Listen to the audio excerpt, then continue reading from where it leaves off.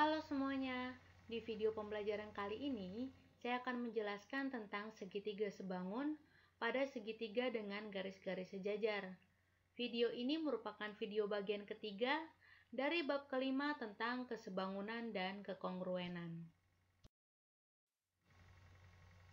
Untuk bisa memahami tentang segitiga sebangun pada segitiga dengan garis-garis sejajar, yuk kita ingat kembali syarat dua bangun datar dikatakan sebangun.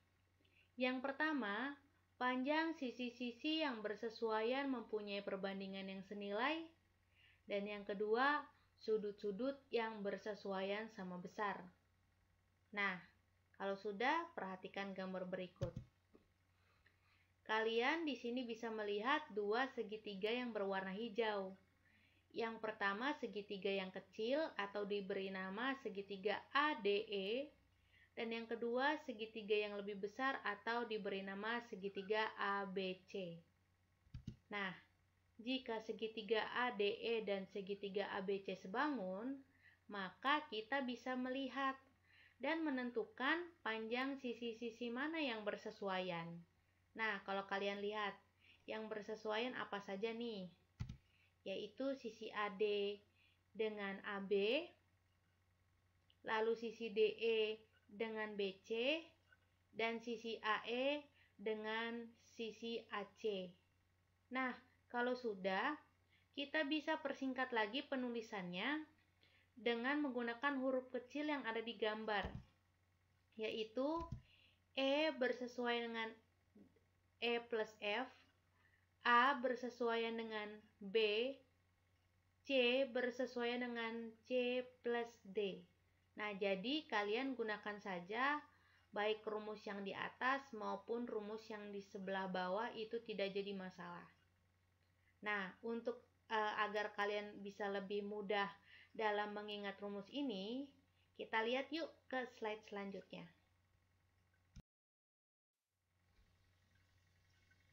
Nah, cara mengingat rumus yang mudah adalah seperti ini. Kita bisa amati tanda panahnya, lalu kemana arah tanda panahnya.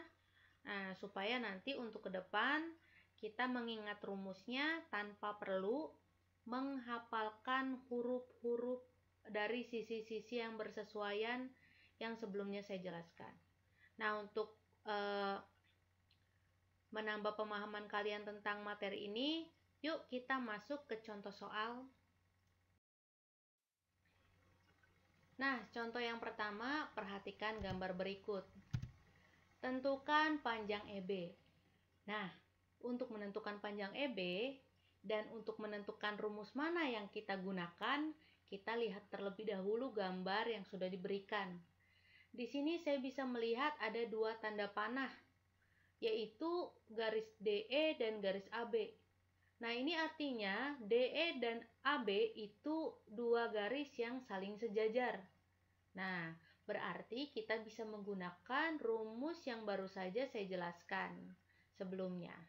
Nah, untuk mencari panjang sisi EB, kita tinjau kembali sisi-sisi mana yang bersesuaian dengan EB, yaitu sisi CE bersesuaian dengan sisi CB. Dan kita cari dua sisi yang bersesuaian, dan kedua-duanya datanya kita bisa temukan di gambar, yaitu DE bersesuaian dengan AB.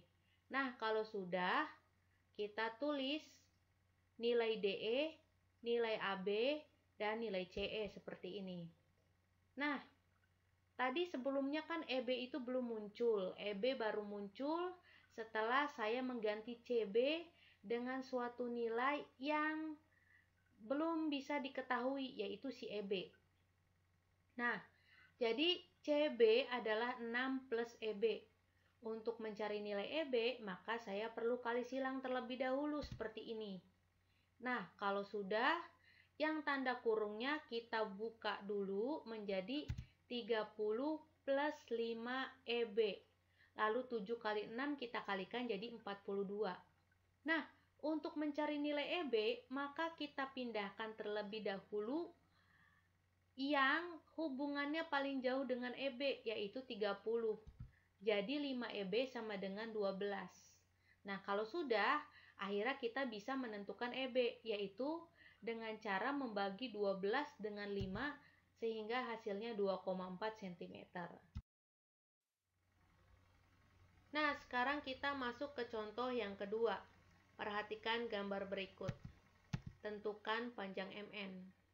Nah, untuk menentukan panjang MN, tentu kita perlu mengaitkan gambar ini dengan materi yang sudah saya ajarkan.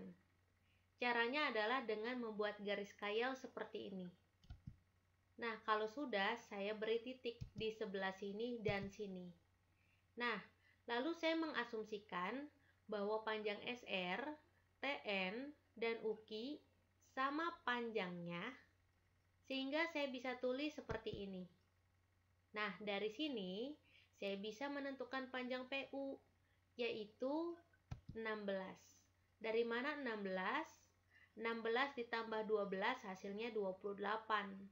Jadi, panjang sisi PU adalah 16 cm.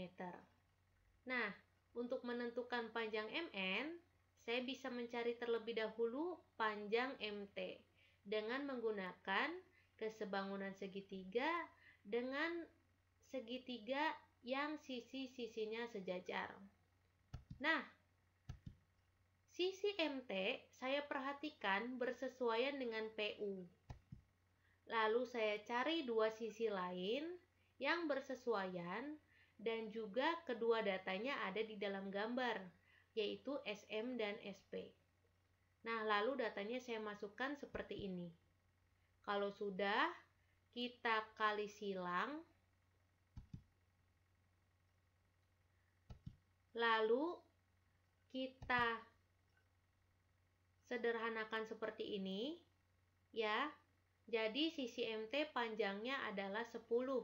Dari mana 10? 5 kali 16 dibagi 8. Nah, karena kita sudah mengetahui bahwa sisi MT adalah 10 cm, kita bisa menentukan sisi MN dengan cara menjumlahkan MT dengan 12. Jadi, sisi MN adalah 22 cm.